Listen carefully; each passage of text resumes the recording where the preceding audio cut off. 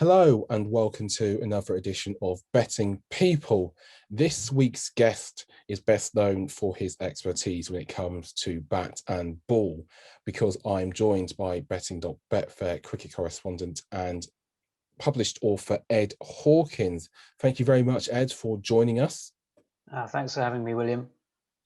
So in this episode, we're going to go through Ed's background, some exciting projects he's working on, and of course his mastery of the greatest game. I speak, of course, of Test cricket, although other formats will be given attention and analytical detail. But first things first, Ed, how did you start taking an interest in betting? Well, I grew up in betting, really. My dad was a horse racing correspondent for The Guardian for almost 30 years. So, it was a part of my childhood. And, often I'd wake up in the morning, my dad would wake me up and he'd say, "Come on, out of bed, banger today." And I'd be let off school and I'd be going racing with my dad, and I'd learn about betting that way.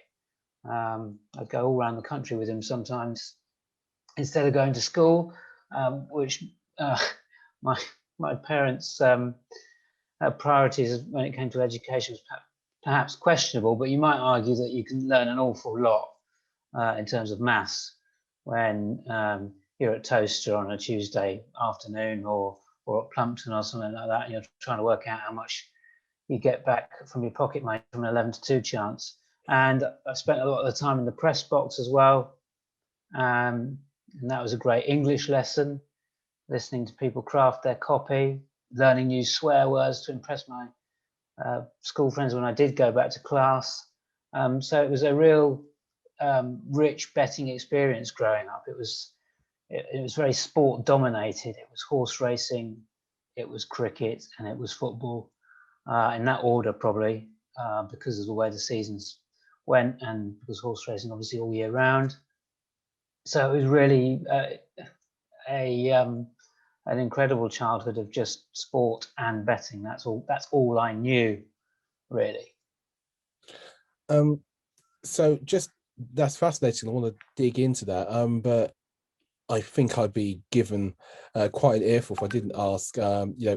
How did you, in the end? I mean, obviously, we now got into racing, but how did your particular love of cricket come to pass? Was it very much sort of in the same way? Did you go to county games, for example, or?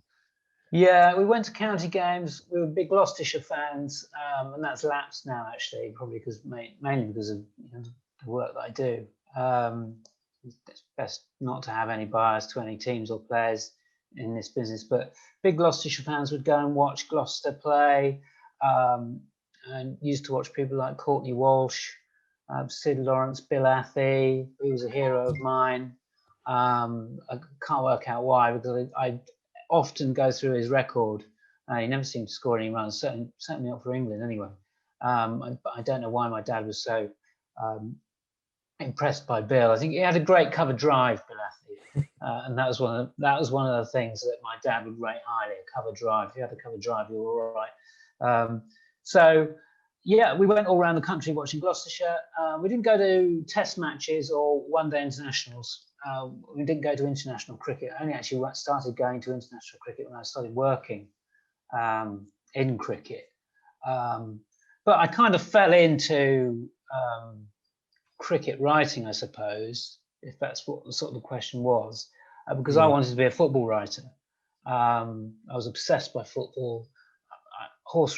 Going into horse racing wasn't really my thing. I suppose it was a bit of a rebellion in some respect. I kind of turned off horse racing in sort of late teens. I mean, most people paint their walls black, don't they? Or get into questionable music. My sort of rebellion was not being so interested in National Hunt anymore. So I wanted to be a football writer, and I ended up working at a newspaper called Sport First, which is defunct now. And this is more than 20 years ago, I think.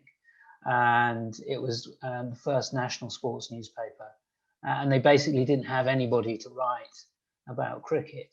So I stuck my hand up because, I still loved the game and hadn't really considered writing about it. And that's how how I got into it, really. And then when Sport First went bust, I think there was a job going at the Racing Post which I applied for. I don't think I sort of wrote off on spec, and I joined the sports betting desk there, and worked under Bruce Millington, Paul Keeley, alongside Kevin Pulleen, Steve Palmer, people like that, and that was another incredible education.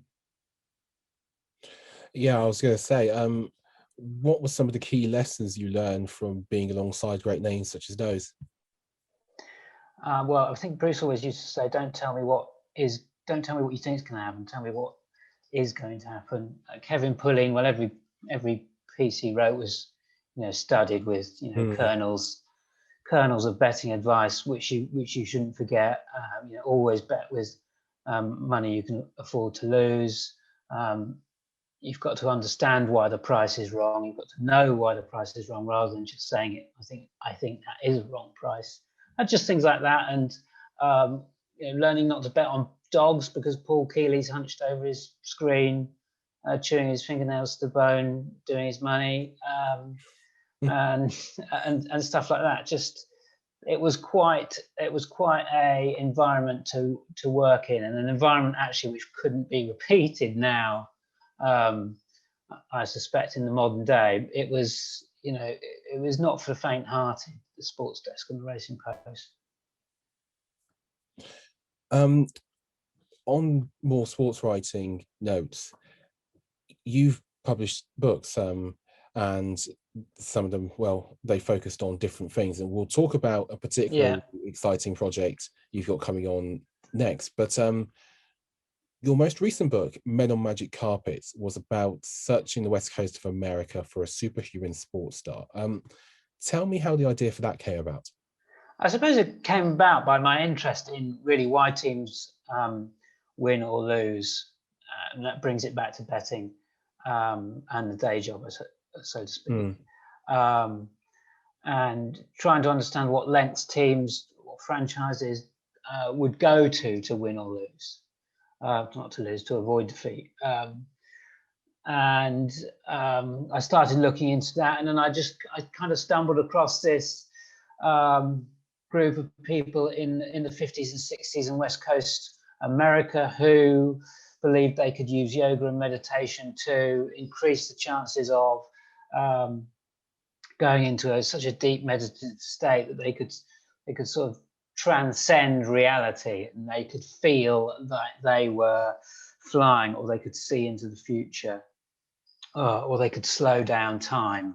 And it was called the Human Potential Movement, and it was quite a big thing in the 50s and 60s. And this Human Potential Movement actually inspired George Lucas, who was an advocate, who was a student of that group. It inspired him to start getting Star Wars down on pen and paper, because what these people were describing or trying to achieve was a Jedi master. It sounds bonkers, and I thought this is ridiculous. This is a great story. So I went out to the West Coast to meet the people involved in that, and they were all still alive, and they're all still trying to push this this method of athletes transcending onto this sort of Shangri-La of the state of the mind, and do extraordinary things on the athletics track, on the tennis court, on the sports field, and how it has infiltrated top-level sport in America now, in particular with the Seattle Seahawks, who are coached by Pete Carroll. And Pete Carroll is the number one student of that era. He was taught by all those people involved in the Human Potential Movement at the start, and how he's picked and chosen quite carefully the methods to use to help his players achieve those states, although he'll never admit to it. So I got to meet Pete Carroll. I got to meet lots of other bonkers people.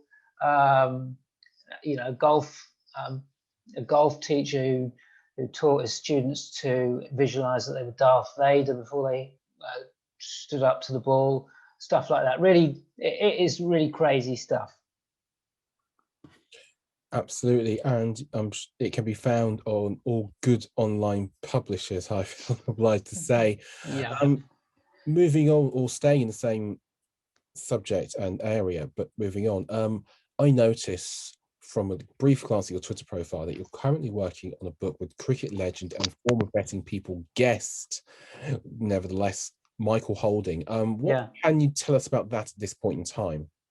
Okay, so I first worked with Mikey on the Racing Post because I was his ghostwriter for his column. He did a cricket column for a few years with the Post when I was there. Then after that, we did a book together, his autobiography, and that was 10 years ago. And that was called No Holding Back. And then we've just finished off a book which was born throughout by his speech on Sky Sports in the summer about the Black Lives Matter movement and racism. And it's called Why We Kneel, How We Rise. And it's coming out in June.